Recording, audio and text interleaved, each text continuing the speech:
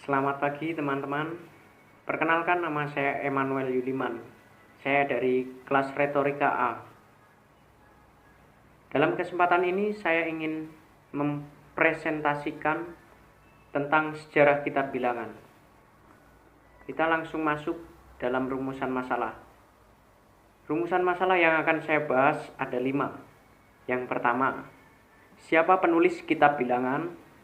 Kedua, kapan dan di mana kitab bilangan dituliskan? Ketiga, bagaimana situasi jemaat dan latar belakang saat dituliskannya kitab bilangan? Keempat, apa tema dan tujuan kitab bilangan? Terakhir, bagaimana isi dan kronologis kitab bilangan? Pembahasan pertama, siapa penulis kitab bilangan? Penulis kitab bilangan adalah Musa. Seperti ini ilustrasi gambar Musa. Penulis kitab bilangan adalah Musa, meskipun tidak ada keterangan langsung yang menyatakan bahwa kitab ini ditulis oleh Musa.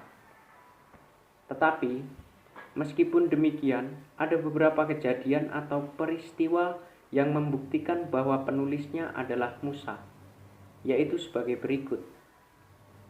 Bilangan bab 33 ayat 2. Dalam ayat ini, penulis menjelaskan tempat-tempat mereka singgah pada waktu perjalanan keluar dari tanah Mesir.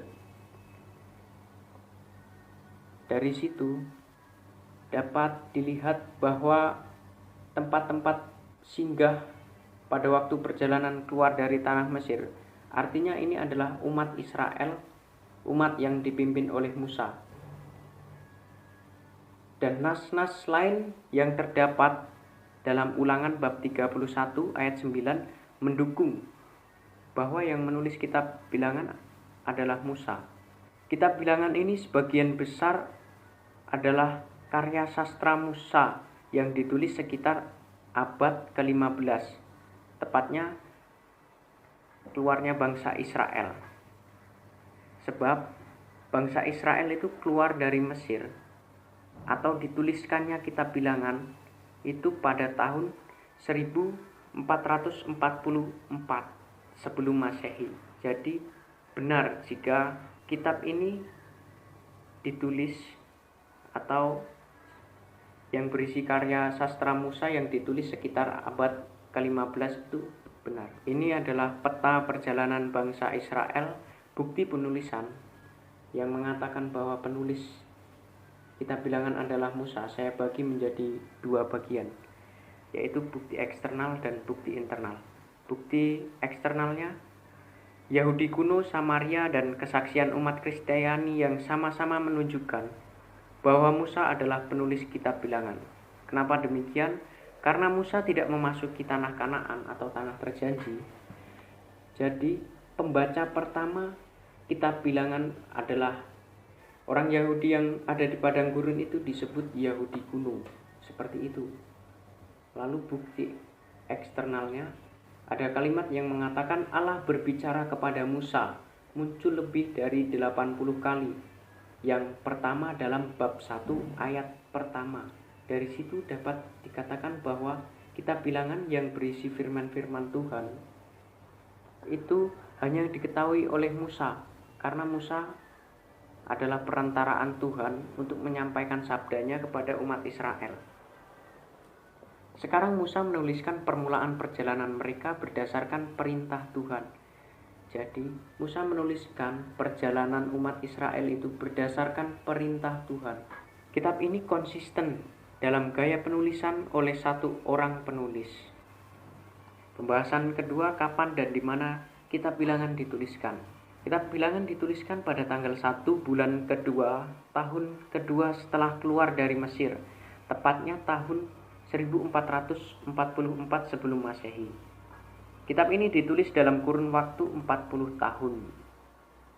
Tapi lebih tepatnya, kurun waktu kitab bilangan itu adalah 38 tahun 9 bulan, periode awal sejarah Ibrani yang umum dikenal sebagai pengembaraan di padang gurun. Pengembara. Hukuman 30 tahun pengembaraan bangsa Israel di padang gurun dari Sinai ke Kadesti. untuk generasi pertama orang Ibrani. Hukuman ini terjadi karena mereka tidak percaya atau tidak taat kepada Allah dan memberontak. Akhirnya Tuhan memberikan hukuman mereka berupa pengembaraan selama 30 tahun. Seperti itu. Ini gambar ilustrasi perjalanan umat Israel ke tanah terjanji, dan ini waktu ketika kitab Bilangan dimulai setelah 2 tahun keluarnya mereka dari Mesir sampai masuknya mereka ke tanah terjanji. Kemah disusun tepat 1 tahun setelah Keluaran bab 40 ayat 17. Bilangan pun mengangkat kisah ini 1 bulan sesudahnya pada Bilangan bab 1 ayat 1. Oleh karena itu, waktu yang tercakup oleh Bilangan dimulai 1 tahun setelah Keluaran. Pengembaraan di padang gurun sampai sebelum penaklukan Kanaan awal sebelum Masehi. Musa mungkin menyimpan jurnal ketika pengembaraan dan menyusunnya secara singkat sebelum ia wafat pada tahun 1405 sebelum Masehi. Nah, setelah Musa menuliskan perjalanan kitab Bilangan dari Gunung Sinai sampai ke Moab itu, Musa menyimpan dan akhirnya menyusun jurnalnya itu menjadi kitab Bilangan. Ini geografis dari kitab Bilangan. Nah, Gunung Sinai sampai Kadesti ini generasi lama, dan untuk selanjutnya itu adalah generasi baru di mana Allah menyiapkan generasi baru yang siap sedia untuk masuk ke tanah terjanji. Baik, pembahasan ketiga adalah bagaimana situasi jemaat atau latar belakang saat dituliskannya kitab Bilangan. Pertama, latar belakang. Judul kitab ini muncul pertama kali dalam naskah versi Yunani dan Latin yang diambil dari 2 sensus pria Israel yang dicatat dalam kitab Bilangan, terletak pada bab 1 dan bab 26, yaitu generasi tua untuk bab 1 dan generasi baru pada bab 26. Akan tetapi sebagian besar kitab ini mengisahkan pengalaman-pengalaman Israel selama mengembara di padang gurun. Oleh karena itu, di dalam Alkitab Perjanjian Lama berbahasa Ibrani, kitab ini dikenal dengan nama Di Padang Gurun.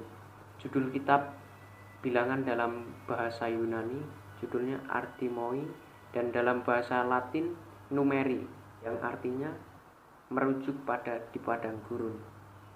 Dapat diketahui bahwa kitab Bilangan itu menceritakan peristiwa-peristiwa yang terjadi di padang gurun yang dialami oleh bangsa Yahudi selama kurang lebih 40 tahun.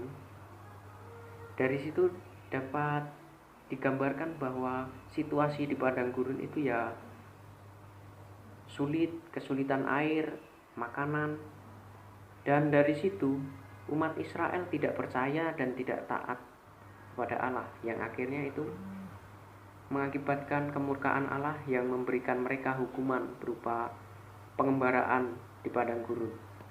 Nah, pertama, sensus yang pertama pada generasi tua yang keluar dari Mesir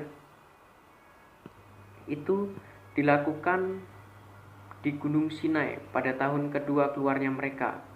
Nah, ini tepat dimulainya kitab Bilangan dituliskan. Lalu sensus yang kedua itu dilakukan di dataran Moab di seberang Yeriko 30 tahun kemudian persis sebelum mereka masuk ke tanah Kanaan pada bab 26. Dari generasi tua yang mengikuti sensus dalam kitab Bilangan itu, hanya 2 orang dari generasi tua yang masuk ke tanah perjanjian. Mereka itu adalah Yosua dan Kaleb. Yosua dan Kaleb ini termasuk 12 pengintai yang diutus Musa untuk mengintai ke tanah Kanaan. Tapi setelah mereka kembali, hanya 2 orang inilah yang percaya, dan 10 lainnya itu adalah orang-orang yang tidak percaya bahwa mereka dapat menaklukkan tanah Kanaan, yang pada akhirnya Ketidakpercayaan itu mengakibatkan hukuman. Ini adalah gambar Yosua dan Kaleb. Lanjut, apa tema dan tujuan kitab Bilangan? Tema kitab Bilangan yaitu adalah pengembaraan di padang gurun. Sesuai dari judul kitab Bilangan dalam bahasa Yunani dan bahasa Latin yang merujuk artinya pengembaraan di padang gurun. Ini juga sekaligus menjadi tema dalam kitab Bilangan. Dikatakan bahwa kitab Bilangan itu mengisahkan pengalaman-pengalaman Israel selama mengembara di padang gurun. Dari situ dapat ditarik kesimpulan atau intisari bahwa kitab ini mengisahkan perjalanan umat Israel di padang gurun, sekaligus menjadi tema. Tujuan kitab Bilangan. Kitab Bilangan ditulis untuk mengisahkan mengapa Israel tidak masuk ke tanah Kanaan atau tanah perjanjian setelah meninggalkan Gunung Sinai. Bilangan menggambarkan tuntutan Allah akan iman dari umatnya, balasan dan hukumannya atas pemberontakan, dan bagaimana maksudnya yang berkelanjutan itu akhirnya diwujudkan. Itulah tujuan dari kitab Bilangan dituliskan, yaitu untuk menceritakan kenapa umat Israel itu tidak masuk ke tanah perjanjian setelah mereka keluar dari Mesir, yang pada akhirnya mereka diberi hukuman berupa pengembaraan di padang gurun. Isi kitab, saya akan menceritakan rangkumannya saja. Isi kitab, kesetiaan Allah dalam mempersiapkan umatnya untuk memasuki tanah Kanaan bertolak belakang dengan ketidaktaatan dan pemberontakan bangsa Israel di hutan rimba, untuk mengajarkan kepada bangsa ini akan komitmennya yang tidak terbatas dalam menanggapi janjinya kepada Abraham. Maka umat Israel yang tidak percaya itu akhirnya dihukum oleh Allah selama 38 tahun 9 bulan. Kronologis kitab Bilangan bab 1 sampai bab 10 itu Allah mempersiapkan perkemahan generasi tua untuk memasuki Kanaan sebagai bangsa yang tertib dan dikuduskan untuk mengajarkan Israel kesetiaannya kepada perjanjiannya kepada Abraham. Ini sekitar 20 hari di Gunung Sinai yang akhirnya mereka mengembara. Untuk selanjutnya bab 10 sampai 26 ini Allah menghakimi ketidakpercayaan generasi tua itu dengan melarang mereka untuk masuk ke tanah perjanjian, untuk membersihkan bangsa dari pemberontak, sementara tetap setia memimpinnya ke tanah Kanaan. Ini terjadi selama 38 tahun 3 bulan 10 hari di padang gurun. Jadi dalam 38 tahun itu Allah berusaha untuk membersihkan pemberontak dan umat Israel yang tidak setia. Tujuannya adalah untuk menyiapkan generasi baru. Lalu bab 26 sampai 36 itu Allah mempersiapkan generasi baru yang percaya untuk memasuki Kanaan melalui reorganisasi baru. Dari situlah pada akhirnya umat Israel dapat masuk ke tanah Kanaan. Lanjut ke bagian epilog. Kesimpulan yang dapat saya simpulkan dari kitab Bilangan. Kitab ini mengajarkan kemurahan Allah dalam mengampuni dan menyatakan keadilan Allah terhadap umatnya yang berbuat dosa. Dari kitab Bilangan itu saya tahu bahwa umat Israel itu tidak percaya dan tidak taat kepada Allah. Tetapi Allah itu tetap menunjukkan kemurahannya dan mengampuni umatnya yang walaupun berbuat dosa. Kedua, pemberontakan dan ketidaktaatan kepada Allah itu menghasilkan murka dan hukuman Allah. Jelas sekali dari kitab Bilangan, Allah itu menghukum umat Israel dengan mengembara di padang gurun. Lalu ketiga, hidup yang berkemenangan hanya dapat diperoleh dengan iman yang penuh percaya dan ketergantungan terhadap Allah. Karena umat Israel yang generasi baru percaya bahwa mereka mampu untuk masuk ke tanah perjanjian, akhirnya mereka pun dapat masuk ke tanah perjanjian. Seperti itu presentasi saya. Saya ucapkan terima kasih. Terakhir, kesan atas kitab bilangan. Pertama, saya dapat belajar banyak hal yang dapat saya pelajari, terutama tentang pelajaran kehidupan atau makna-makna kehidupan yang dapat saya petik.